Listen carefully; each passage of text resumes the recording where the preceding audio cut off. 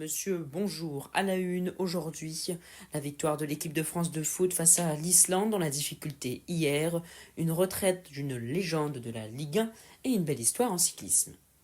Le casque sur les oreilles, le volume au maximum, un verre à la main, l'œil du sport, 41e édition, c'est parti. L'équipe de France de foot a renversé hier l'Islande dans la douleur pour prendre la tête du groupe D. Alors qu'ils avaient bien débuté la rencontre, une erreur de Michael Olise va rapidement tout gâcher. Redescendu dans sa surface, le joueur du Bayern Munich a adressé une mauvaise passe qui s'est transformée en une passe décisive pour Adri Gudjonsson. Après sa superbe rencontre face à l'Ukraine, Michael Olise est devenu le premier joueur offensif à commettre une erreur menant à un but avec l'équipe de France depuis qu'Opta récolte ses données. Mais heureusement, Kylian Mbappé était là. La 44e minute de jeu, Marcus Thuram a provoqué un penalty que le capitaine des Bleus a transformé. Ce but, bien que ce ne soit qu'un penalty, en phase de qualification pour la Coupe du Monde, marque un palier majeur dans la carrière du natif de Bondy. Il devient en effet le deuxième meilleur buteur français de l'histoire, à quelques longueurs d'Olivier Giroud et devant un certain Thierry Henry.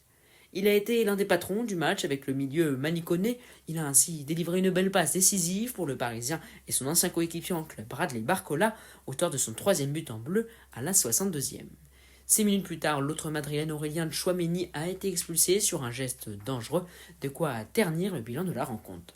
Ce match fut donc disputé et plus compliqué que prévu, mais les hommes de Didier Deschamps s'en sont sortis et récupèrent avec 2 victoires sur 2 possibles la tête du groupe.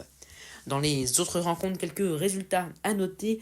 Tout d'abord, la victoire de l'Angleterre 5-0 face à la Serbie réduite à 10, mais aussi la très large victoire de la Norvège 11-1 face à la Moldavie, notamment marquée par un quintuplé d'Erling Haaland.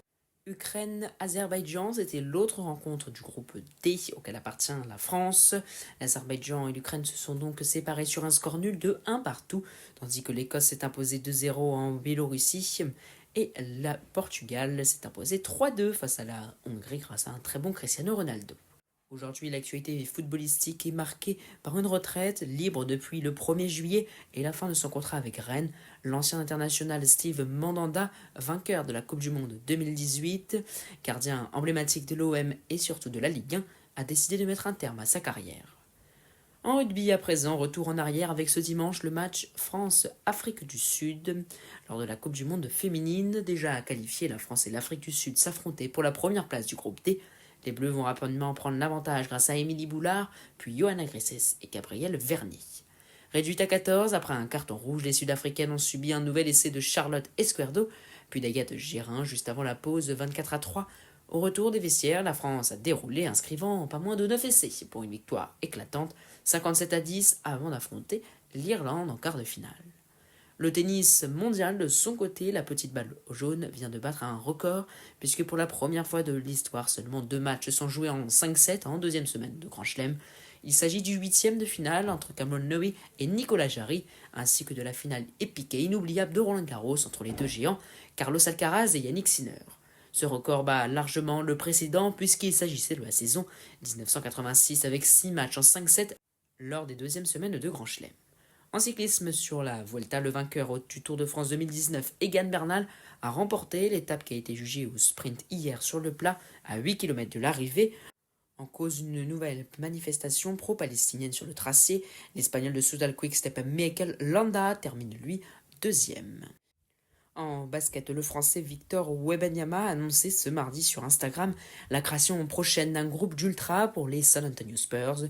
L'international français actuellement blessé a déclaré que cette idée lui est venue d'une de ses passions, le foot, où ce genre de groupe est très fréquent. Les fans des Spurs ont donc rendez-vous dès ce dimanche au First Bank Center pour recruter les premiers membres. Sur le parquet, l'Eurobasket 2025 se termine, arrive bientôt à son terme. Tombeuse de la Pologne mardi 91-77 grâce à notamment un grand Alperen Sengun.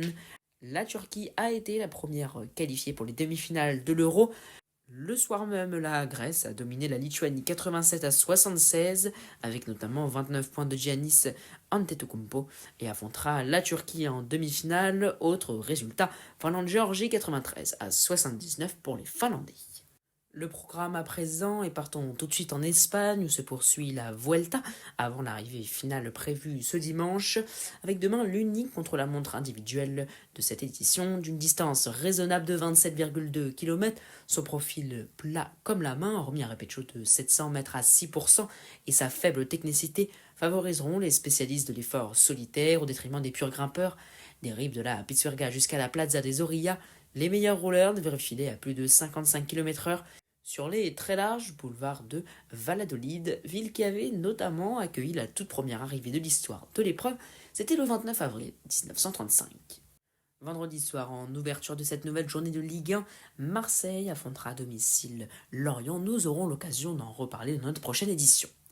Voilà, vous savez maintenant tout. L'œil du sport, c'est terminé pour aujourd'hui. Merci beaucoup de nous suivre. Vous êtes de plus en plus nombreux. Likez, commentez, donnez-nous votre avis sur les différentes actualités. Mais surtout, et vraiment c'est très important pour nous, partagez l'œil du sport tout autour de vous. Pour ma part, je vous donne rendez-vous vendredi pour un nouveau point complet sur l'actualité sportive. En attendant, retrouvez dès maintenant l'épisode numéro 4 de L'œil dans le rétro, votre nouveau podcast by l'œil du sport.